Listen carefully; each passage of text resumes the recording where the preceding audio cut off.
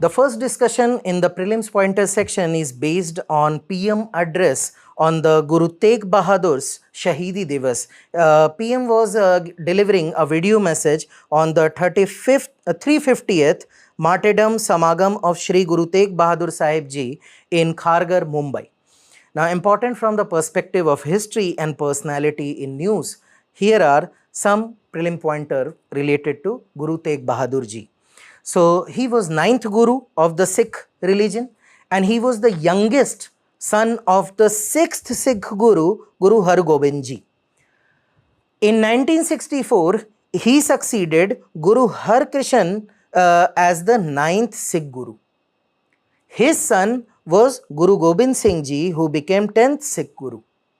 He was accorded as the founder, or you can say a person who was given credit for the development of town Chak Nanki. In present day, we know it as Shri Anandpur Sahib in Roopnagar district of Punjab.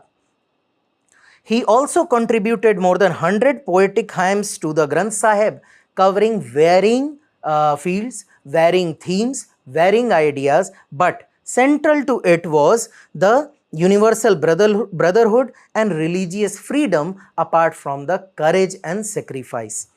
He resisted forced conversion of Kashmiri Pandits and non-Muslim to Islam.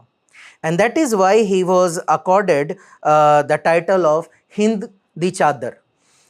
Then he fought against superstition, caste-based discrimination and untouchability also.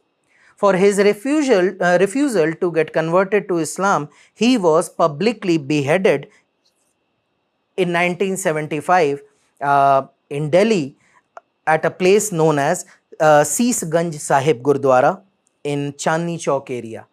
He was beheaded on the orders of the then Mughal Emperor Aurangzeb.